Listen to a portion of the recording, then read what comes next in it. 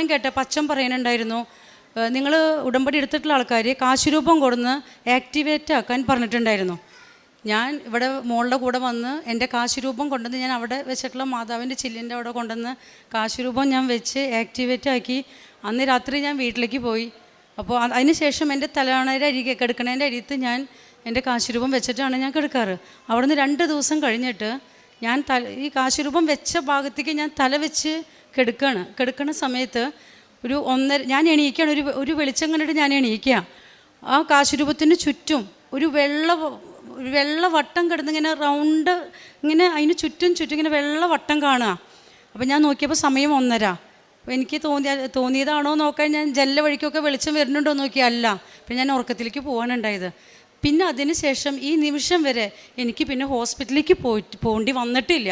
ഈ ഡയൽറ്റേഷൻ എന്നുള്ള ഒരു ഇതിന് എനിക്ക് പോകേണ്ടി വന്നിട്ടില്ല. അത്രയും വേദന സഹിച്ചിട്ട്